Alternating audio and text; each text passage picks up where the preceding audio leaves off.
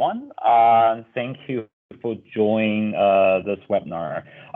Jumpstart your New Year resolution, making the most of money. The webinar will be basically 1 hour format. I mean, we want to spend as much time as possible with Q&A for people who have questions.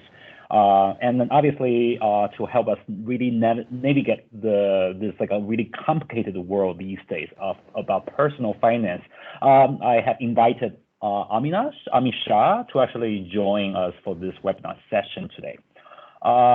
So Ami, she's actually certified financial planner with Harvard and then also HBS. Ami spent 6 years, at McKinsey, or we call the firm, at wealth and asset management practice. Later, she made the career switch from consulting to financial planning after seeing how many unanswered questions, her friends and family, even people in B school, struggle with actually personal finance because we were trained to actually help corporations about what's the best practice for the company, but we really never learned about how do we deal with our own finance situation.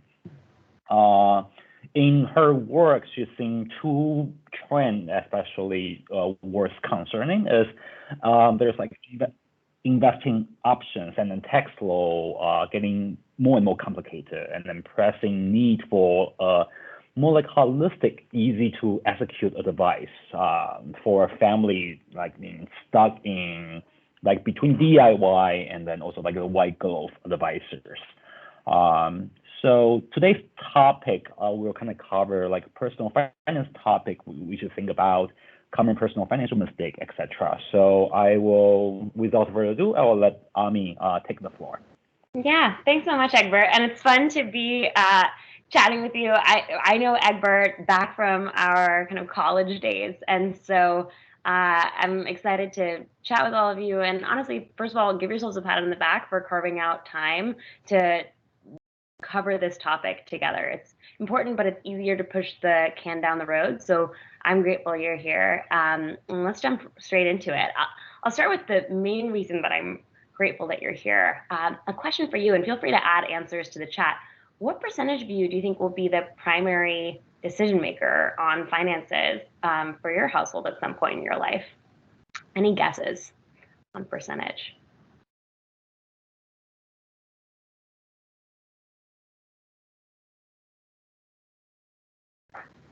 No brave guesses. Egbert, what's your brave guess? 50. Yeah, I hear that, and it's interesting, especially when you think about different groups, because a lot of people, your 50 guess is straight on, and then I think a lot of people assume that one person in their household will become the quote-unquote CFO. But the numbers show that more than 95% of people, and that includes whatever your cut, women, men, will be the primary decision maker at some point. And what really got me motivated to get into this space was that that's probably one of the most important roles you'll ever take on, of being the steward for your family on those decisions and what money could kind of open up in terms of goals that you want to go achieve. And so I'm grateful that you're here and carving out time. Let's just talk through, a bunch of you answered questions before on what you wanted to most cover today. And it broke down into a few big topics. First, personal finance. Everyone says I need to take control of my finances, but like, what should even be on your to-do list? And what are the topics that you should be thinking about? Second, you get one shot at this, right, in your life. So let's learn from other people's mistakes. And so I'll share what I've seen in giving advice to families. In my former life, I was a white glove planner to ultra high net worth families. And I just got frustrated that so many other families weren't having access. So I'll share what are the mistakes I saw across the board and how to avoid them, the bear traps. And we'll talk about some of the common myths out there. Then we'll talk about a bunch of questions came up about investing. And so not only how to get started investing, but how to think about things like, timing the market and approach to investing and strategy, what your options are.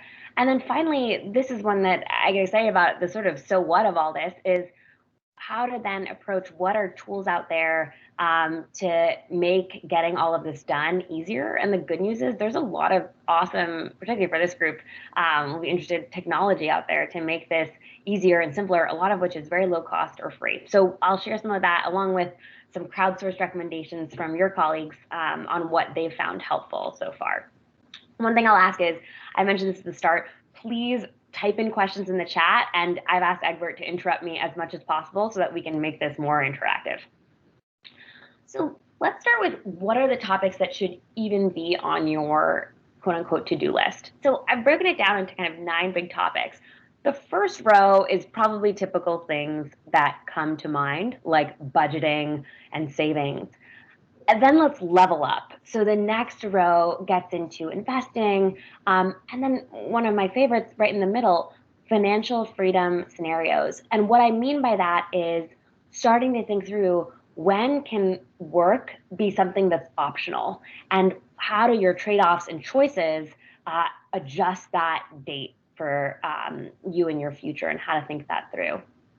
And then the next row, getting into kind of an even higher level of sophistication, how to save on taxes. I think some people think of that as like a dirty thing, but the US government has put together a lot of incentive programs for good behaviors like saving for retirement or saving for college to reduce your tax load. And so we'll talk about some of those strategies today and some of my favorites. Estate planning, this one gets it's just terrible industry jargon. My original blush when I heard this was like how to plan to divide up, the billiard grounds between Muff Muff and Griffin the Fourth.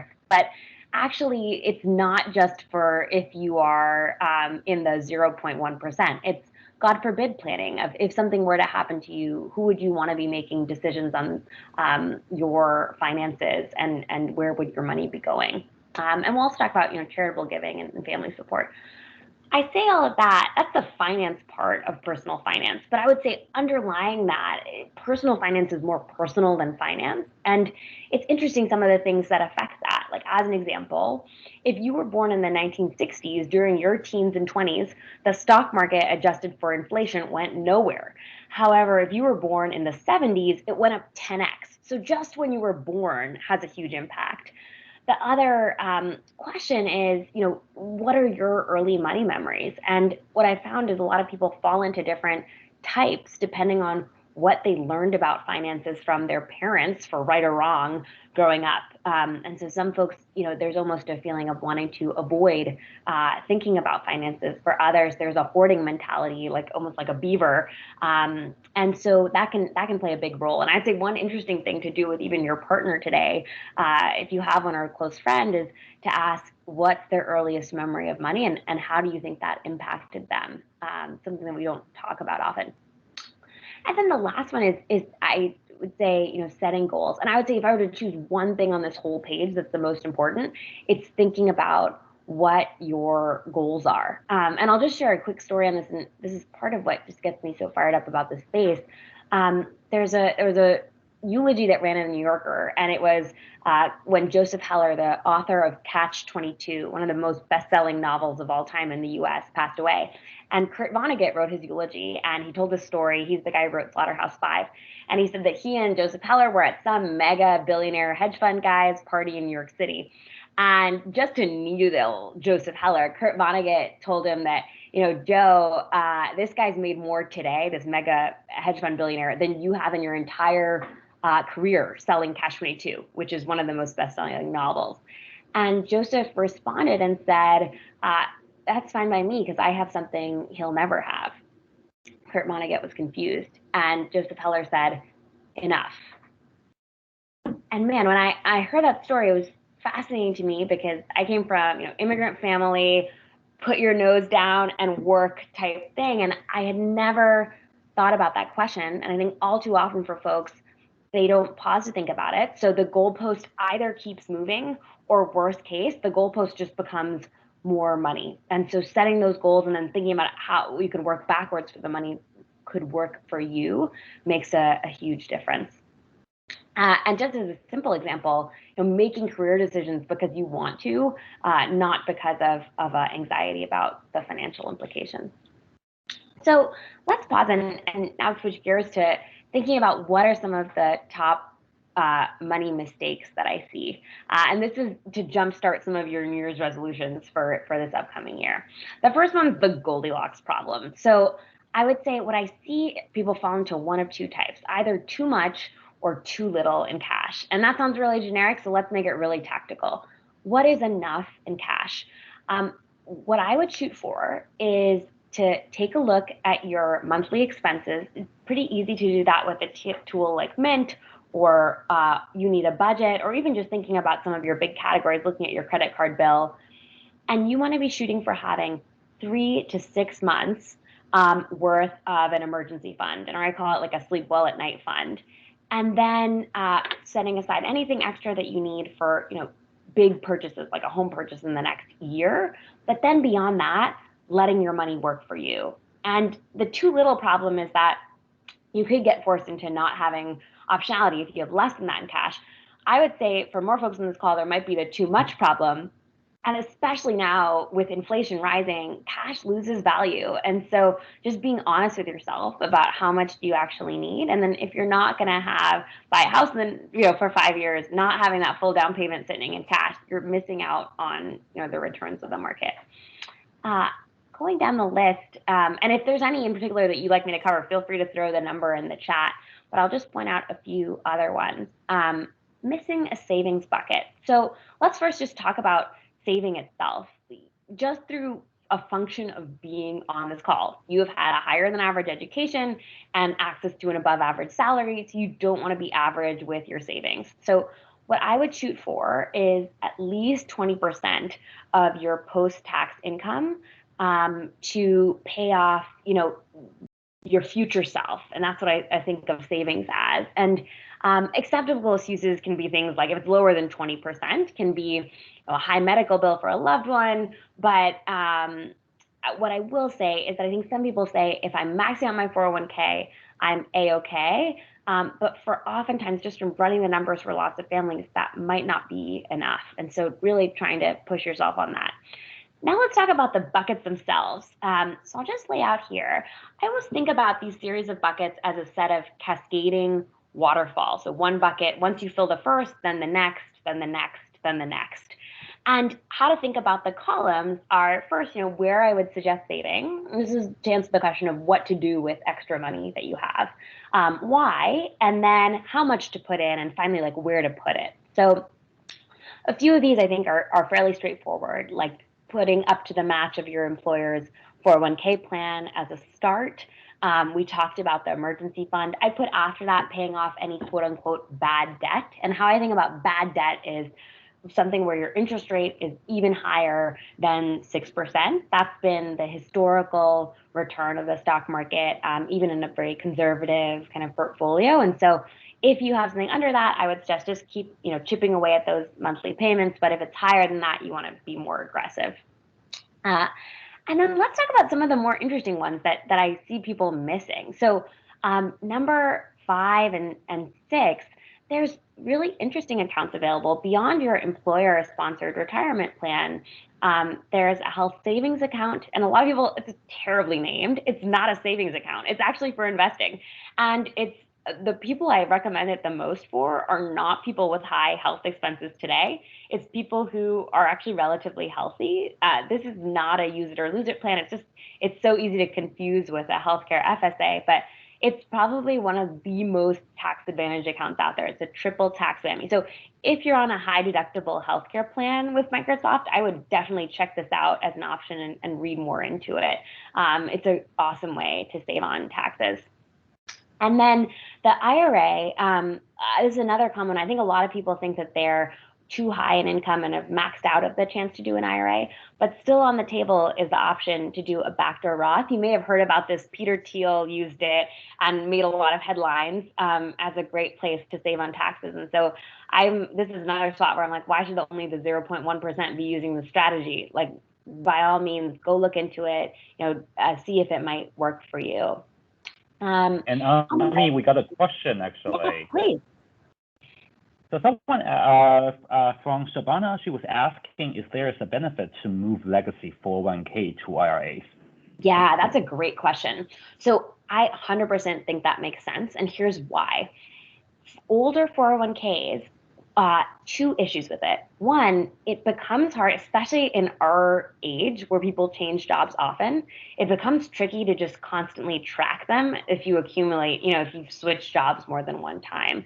So that's the first thing of just getting things consolidated for your own peace of mind and ease.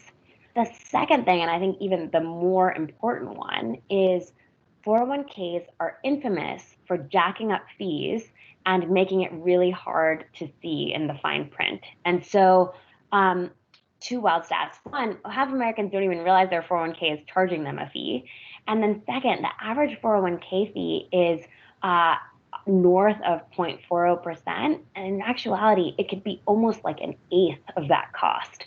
And so, that's a great place to go look. What I would suggest doing, Shobna, is there's a free tool online called personalcapital.com. And they have a 401k fee analyzer. So go kind of log into that, check out your old 401k, see what the fees are. And if it looks like it's a high fee one, that would be a good trigger to roll that in. I would say two options. You can roll it into an IRA, or you can also, if you want to do the backdoor Roth IRA strategy, you can actually, a lot of 401k plans allow you to roll a legacy 401k into your new employer's 401k. And so that's another option to approach as well. But great question and great idea. It's wild. Another reason for doing this is I've worked with some retirees who literally have lost track of old 401ks and then miss out on the savings. There's even a government website to find old 401ks for this reason. And so just thinking a few decades out, worthwhile move to make today. And going back, the other bucket I feel like people miss is number 8, just setting up an individual investment account. And I'll just say, like, spoiler alert right now, my number one suggestion, if you're looking for a New Year's resolution to go do something on finances, is if you don't have an account for this right now, to start personally saving, personally investing, to get one set up. And then if you do have one, to set up an automatic investment plan into it. So set it and forget it, where it's pulling each month, without your having to worry about it, into your investments. And that is probably one of the biggest things you could do for your financial future. And too often, I think people just miss that bucket altogether. And then the bucket I think people get to a little too early is number 10, the speculative investments. And what I would suggest for that is, by all means, go for it, whether it's individual stocks or property or angel investments, but just make sure you filled up the other buckets first, and going to be thinking that one through. Any extra questions on any of these buckets, whether it's the Roth IRA or how to think about 401ks? Happy to answer any extra questions there. And Ami, we got another question from Darshan. How important is it to have an emergency fund if you have enough in individual investment account, like funds, where you can sell and transfer to checking account within a couple of days? Yeah, that's a great question. So I really think about this as the first question for yourself is, like, what are the number of months of expense that would make you feel comfortable sleeping at night? And so I say 3 to 6. I would recommend, closer to 6 if you're a single income household or earner, and then closer to 3 if you have, 2 sources of income or backup. And then in terms of, keeping that in stock, that's a risk appetite question. And as I said, personal finance is more personal than finance. But what I will say is that the worst case scenario that you wouldn't necessarily want to have happen is typically when there's an emergency, like losing a job or that kind of an issue. Typically, that's the biggest emergency people face, of not having income. Oftentimes, that's correlated with a market crash, and so really not fun situation to be in, which I've seen a lot of families in, is having to sell out of stock when there's a dip in the market, and not having access then. And so it's ultimately a personal choice, but that's why I suggest for folks to have a few months in cash. And there's ways to have that earn slightly more for you, high yield savings accounts. Some of the providers I like are Ally, ALLY, and Marcus. Those have kind of higher rates and help you bucket things nicely. admittedly low interest rates right now, but this is really, it's a peace of mind thing. So just knowing what would make you sleep well. Great question.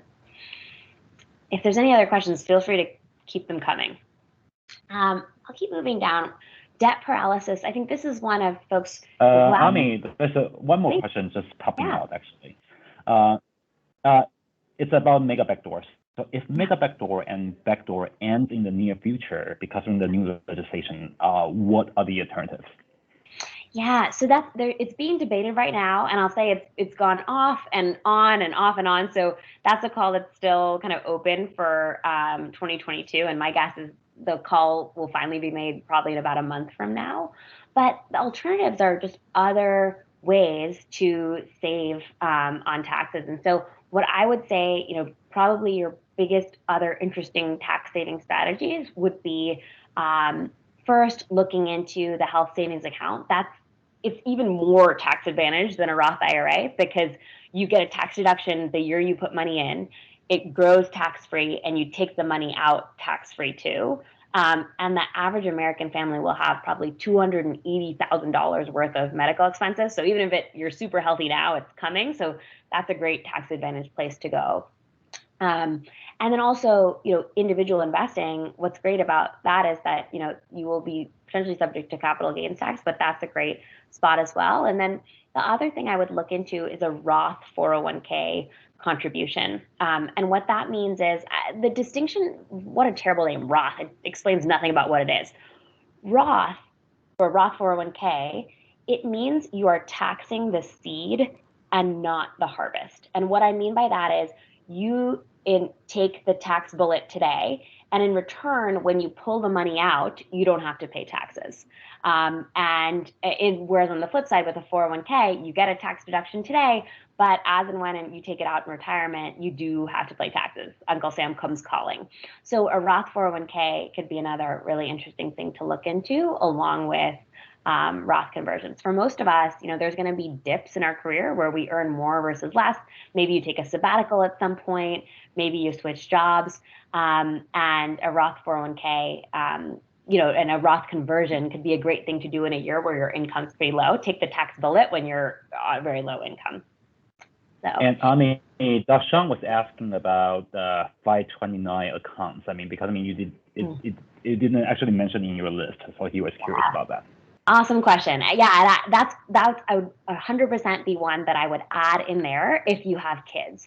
And what I would suggest where I'd put it in is between number 7 and 9, somewhere in there. 529 accounts are, for those who don't know, is another tax advantaged way where the government rewards you for saving for your kids' education. And it can be used to pay for college in any part of the country, private school, state school, and also now up to $10K per year for private schools for K through 12. And so what I love about them is in 33 out of 50 states, you get a tax deduction in year for contributing to them. But then the actually even bigger benefit is that the money that in there grows tax-free, and when you pull it out, you don't have to pay taxes. So for a lot of folks, the capital gains tax will be 15 or 20%. So just making that real, you have to pay 15 to 20% less for college if you use a 529 plan, which is massive. So highly recommend checking those out. Darshan, I'd recommend checking out the website savingforcollege.com.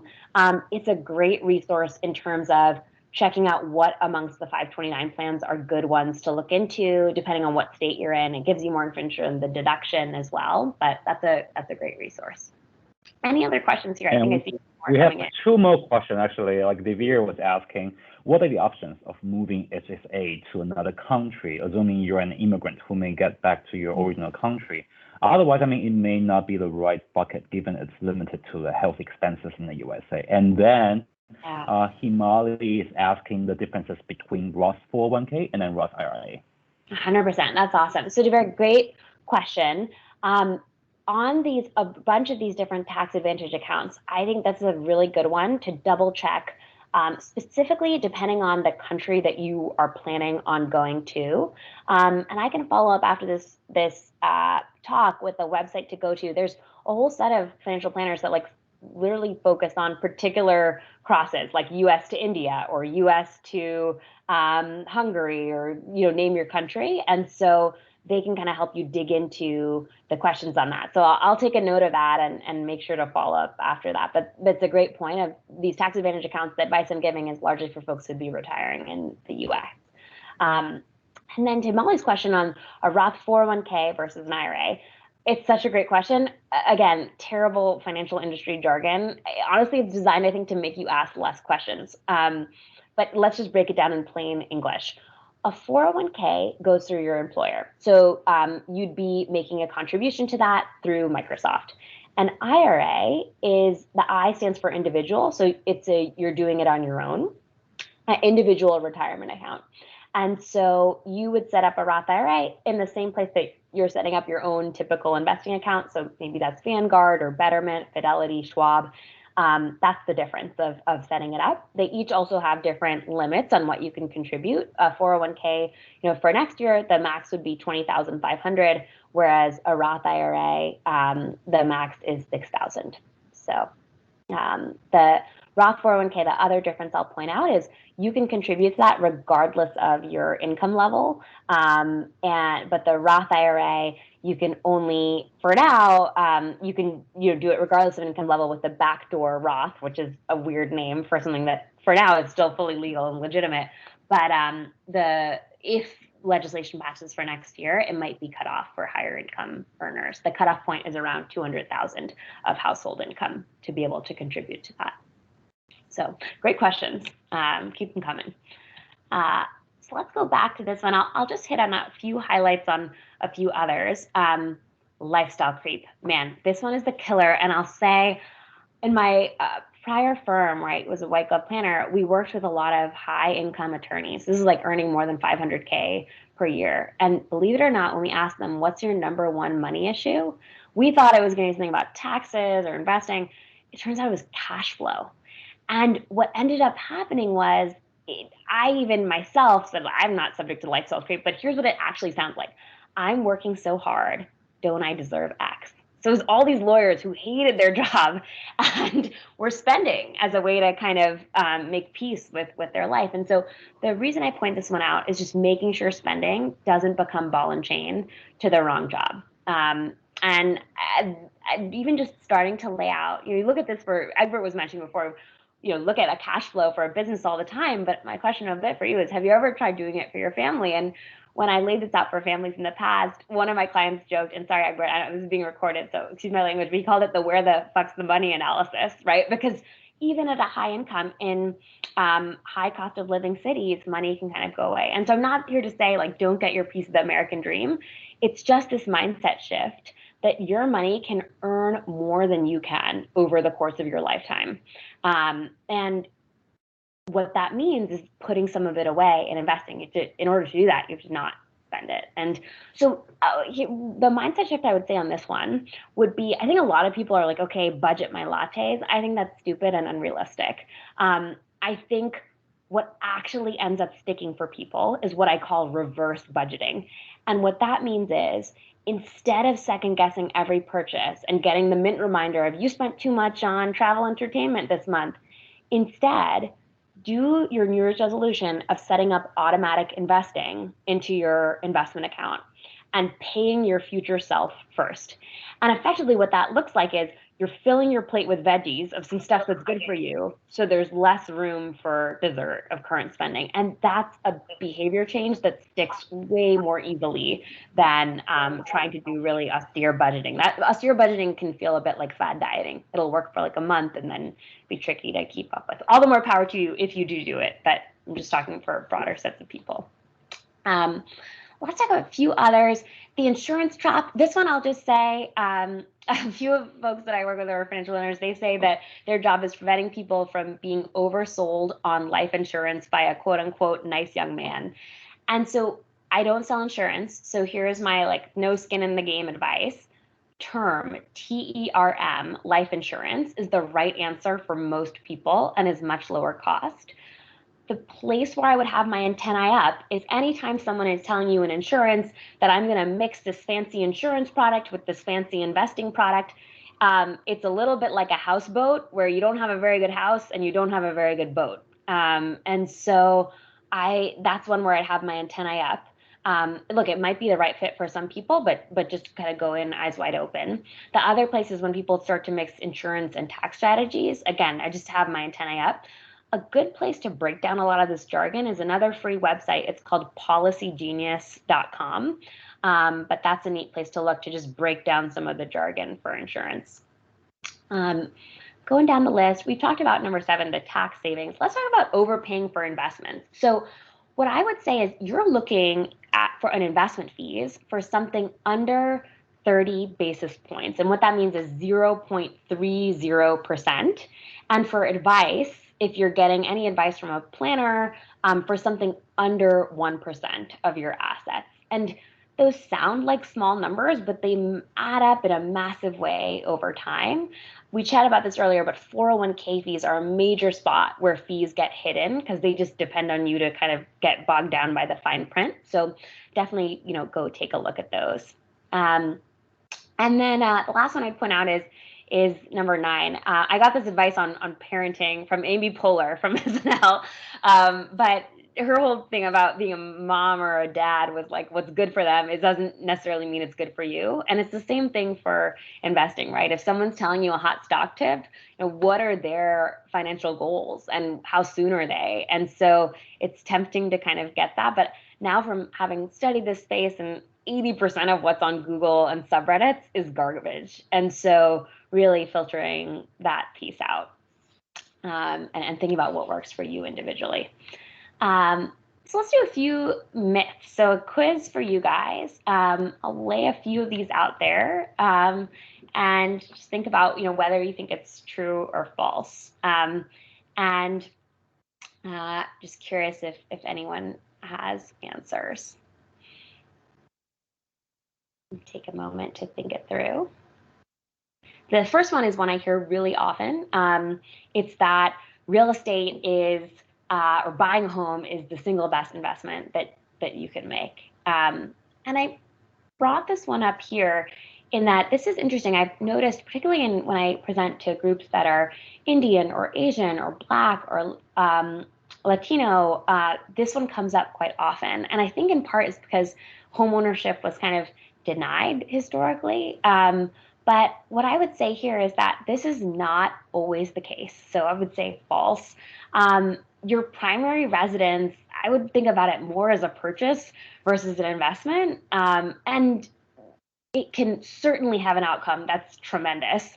But I think what I notice is I've spent a lot of time helping very wealthy people unwind real estate, because as they compared it to their stock market returns, there were a ton of extra costs like maintenance, property tax, buying and selling costs, home insurance. And when they compared that to their stock market returns over their lifetime with way less effort, their return on investment, or ROI, was a lot better for the stock market. So I would say if you're Chip and Joanna Gaines style HGTV loving, like go forth, follow your passion. But if you're just looking for a way to earn with your money, I would sort of think a second time before rental properties and really think about investing and weigh that trade-off. The second one is pushing the can down the road. And I would say just don't let enemy be the enemy of good on this one. And the last one, this one is fascinating. So this comes from a study, and a study was done of folks who had become multimillionaires in the US. And what was interesting is they asked what were the drivers of wealth. And it turns out that for a lot of people, they think the answer is just income.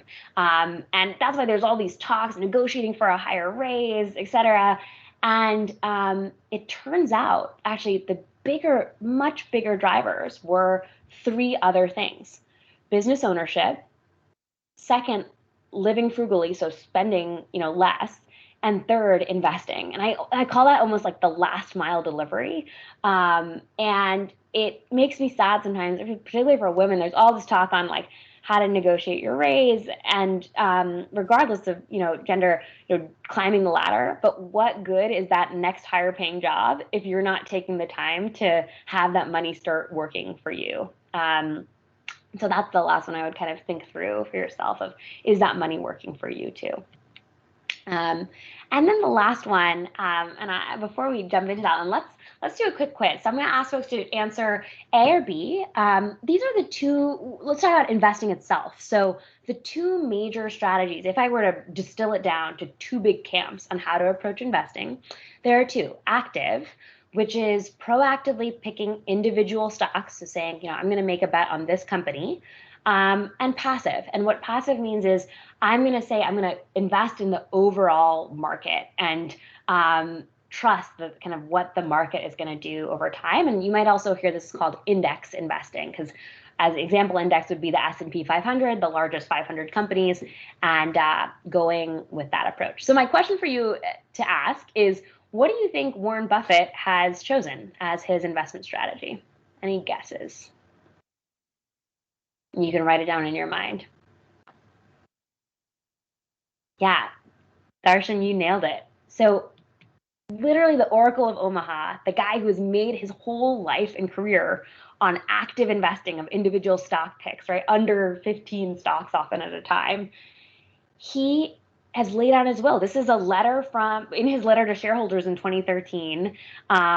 He says that the entire estate, which is now at kind of north of 100 billion, it's going to two places. And if you want to starting investment strategy, here's Warren Buffett, two places: 10% in short-term government bonds and 90% in the S&P 500 index fund with Vanguard. And so if you were looking for a starting investment strategy, this is what Warren Buffett is doing, but only two places. And that just has me sitting up and taking notice.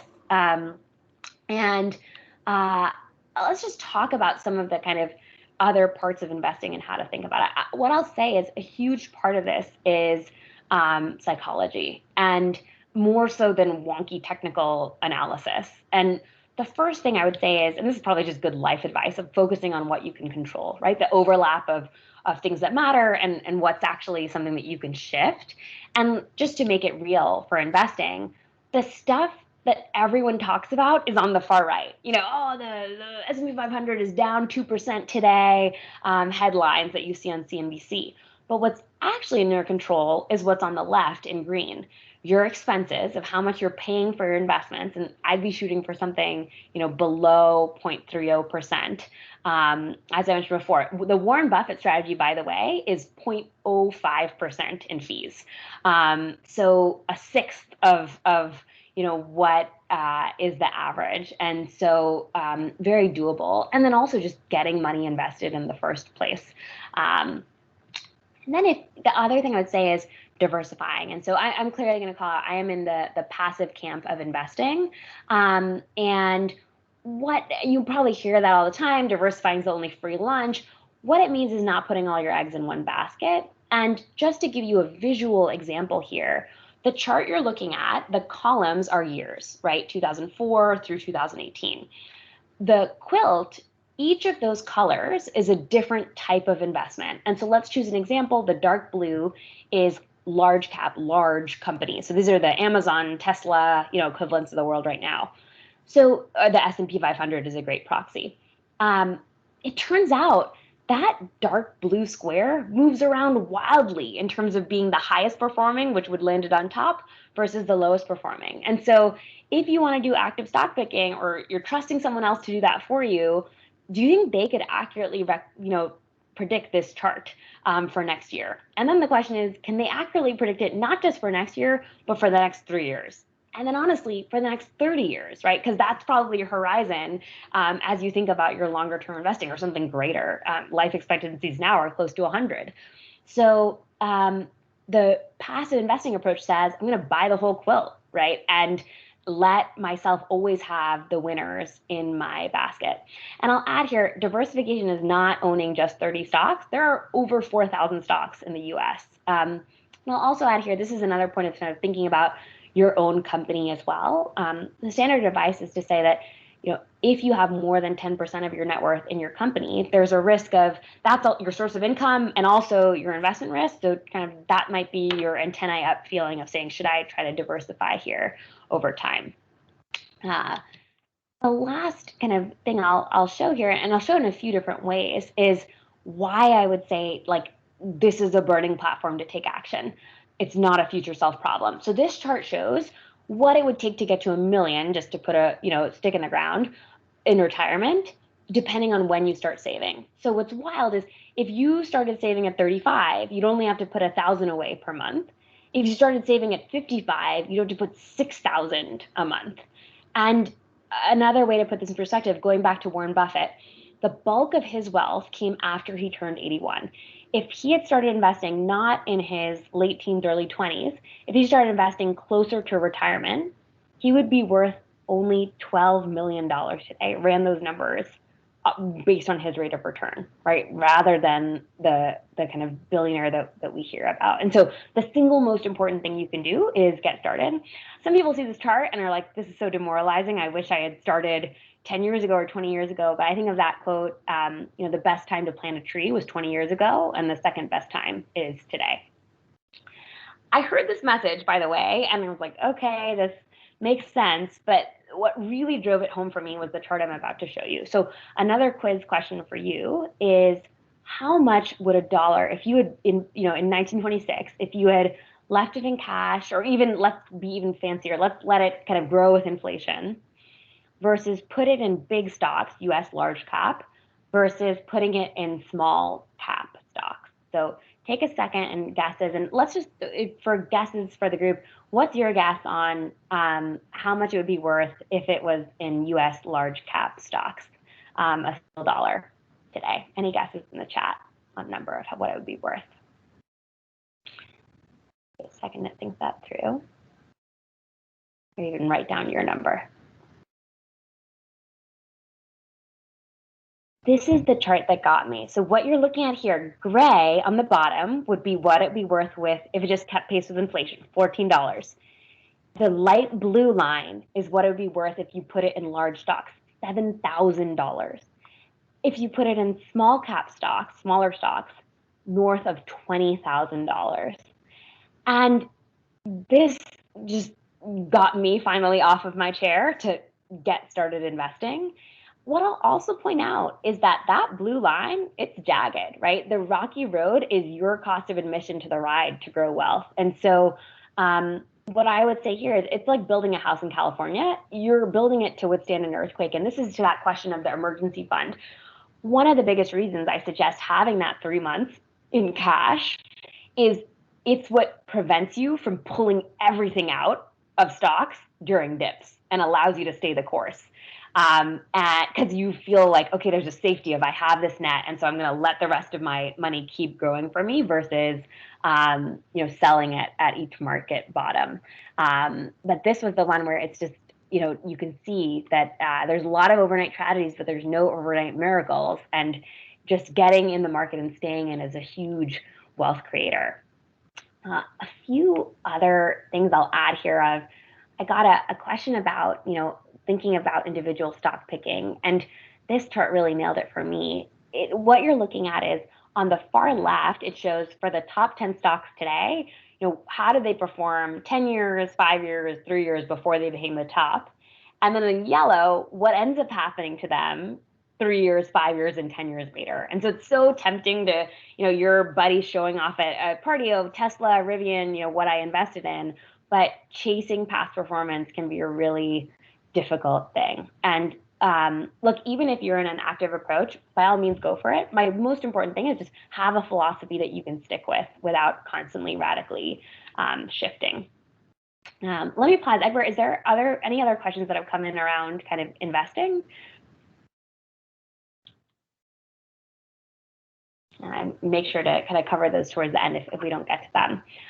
I'll share one more.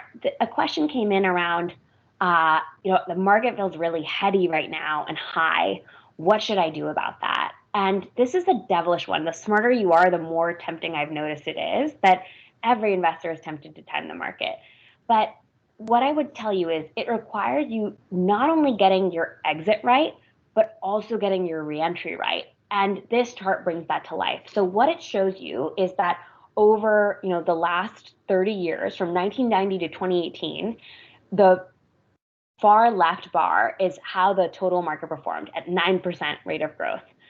If you had missed, if you go to the far right, just 25 of the single best days over 30 years, 25 days versus 30 years worth of time, your return would have been more than halved by that kind of market timing. And so it's tricky, right? Just missing even 5 of the single best days would have brought your returns down. And so it's very tricky to prevent yourself from doing that. This is why I think what I've noticed in very successful investors is just setting up a set it and forget it of automatically depositing, month on month into an investment account versus trying to market time. That's also called dollar cost averaging. What it does is when the market's down, you're buying on sale, you're buying more. And when the market's up, you're buying less because you're putting the same set amount in every month.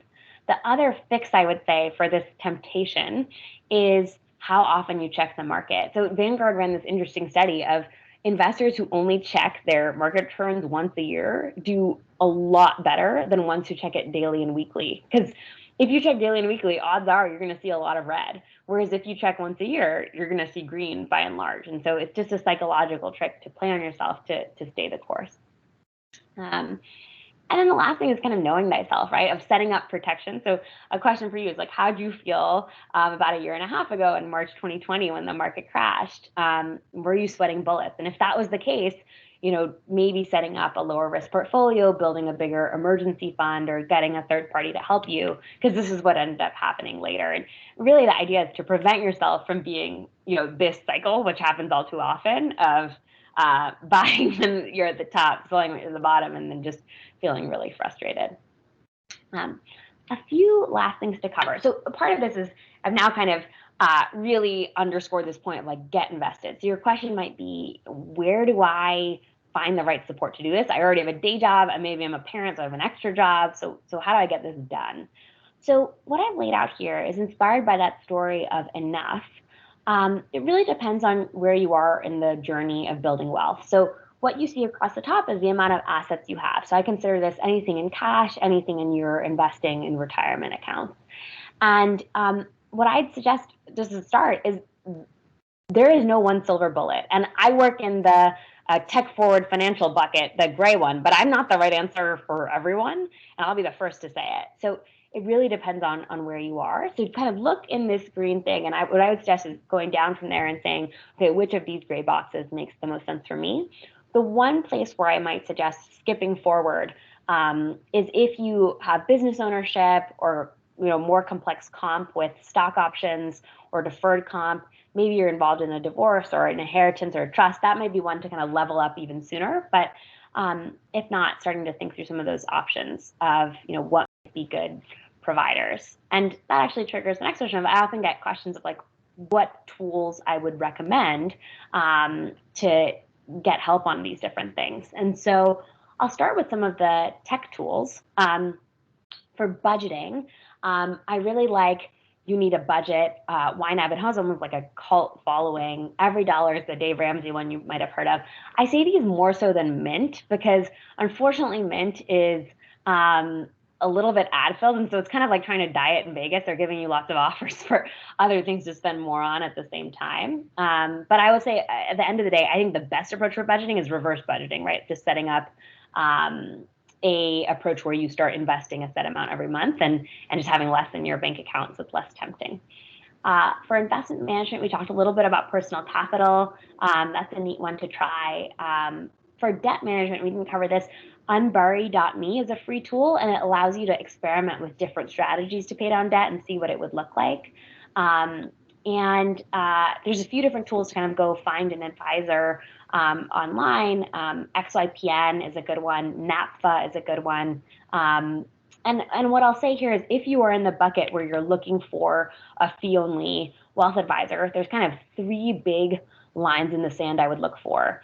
One, someone who is actually a certified financial planner. That means like the equivalent of them taking the MCAT or the LSAT. And it's wild that I even say that, right? Like, can you imagine a world where, and this is what it is for CFPs, where only 1 in 4 people calling themselves doctors had actually been to med school. And that's what it is in financial advice. So look for that CFP. It's the gold standard. The second thing is someone who is fee only. And what that means is they are only taking payment from you to give you advice. They are not taking money to push product on you and commissions. And super sneakily, the industry, some people have started calling themselves fee-based, which means they're taking fees from you and they're also taking commissions to push product. So you don't want fee-based, you're specifically looking for fee only. And then the third is looking for someone who states in writing that they're a fiduciary, which is another one I almost feel like this is wild, it's the case, but that means they're legally bound to put your interests first, and far too many people in this field are not committing to that standard. So if you're in that bucket, I'd look for those pieces. And then the last is some of the things that would be worth reading. And I'll put out a few. Started in business school, HBS. I was part of a book club that became a long article club. So if you were in that camp, this is only 15 pages. I don't even know if that counts as a book. But there's a great, and I can send the link, in the presentation itself. And I should actually add that in there, that if you want a copy of the presentation, feel free to just sign up on this link. But I can send you the link to this PDF. A few other books, and I'll say the one that came in the most often from your colleagues was this book, The Simple Path to Wealth. It's terrific. It started as a series of letters to his daughter on how to get started, but it's a very low time spend way to get started on thinking about personal finance. And then I've included a few of my other favorite blogs and forums to go in there. And if anyone has extra recommendations, feel free to throw them in the chat. But yeah, I'm very grateful to have been here. I'll just throw up too that, if there are groups that you would find interesting, my passion project, someone told me during COVID that the way to manage this is manage your energy, not your time. And I do these talks pro bono just because I was capped to the amount of families that I could go serve. And so just getting the word out there, it's frustrating that this is limited to the 0.1%. And so if there's other groups that you think could benefit, I'm all ears. I try to do at least one pro bono talk each week. So would love to hear it. But let me pause there and see if there's any other questions that came up in the chat. Ani, there's a Shabana asking me, what is tech forwarding investing? I'm not sure if you can answer that question yet. Yeah, so that's the bucket I'm in. Let me go back to that slide. So it's really a very new space. There used to be just a giant gap here of going kind of between robo investing. So this is the Betterments and Wealthfronts of the world, and then working with a fee-only planner. A lot of wealth advisors only work with clients once they have north of 1 million in assets. And that just was frustrating for me because at that point, like, the ship has sailed. There are a few players in the space now that are trying to reduce the cost to serve and open up access to more people using software. And so the company I started, Steward, does this. There's a few others too that I'd look at. Vanguard has a service called Personal Advisor Services that combines software and humans to give advice. And there's another company called Facet, F-A-C-E-T, that also combines technology to try to lower the cost and open up to more people. And so my view is the more the merrier. It's crazy to me that more isn't being done here to give people access to this kind of info. But any other questions? I'm not sure. Have you mentioned about Karina's question about the short-term government bond? How long is considered a good short-term government bond?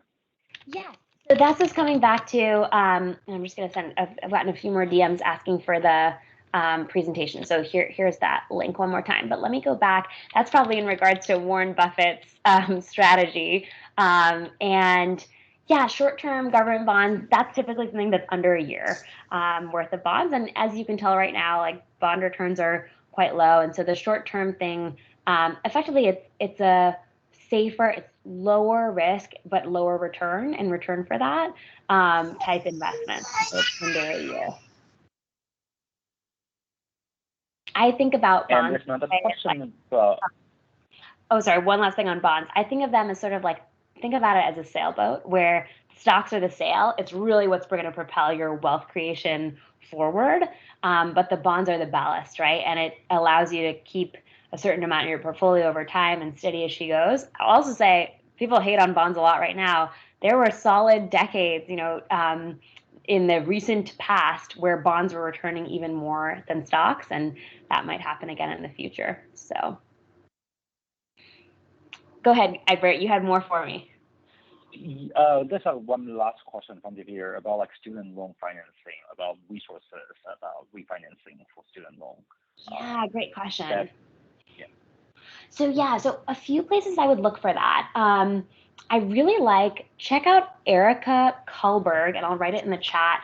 Her YouTube channel, she talks a lot about that topic. And a few of the tools that I would recommend are looking at SoFi and Earnest for thoughts on that, and also then kind of playing out different options there. The biggest thing I'd say is have people compete for your refinancing, and think that through, and then check out her resources. She has a lot of good stuff on tech tools out there to go explore that. Maybe time for one last question. Your thought about using crypto for investing? Oh yeah, awesome question. I get this a lot. I think some people have like a religious view on this, and so I'm going to wade myself into the religious debate.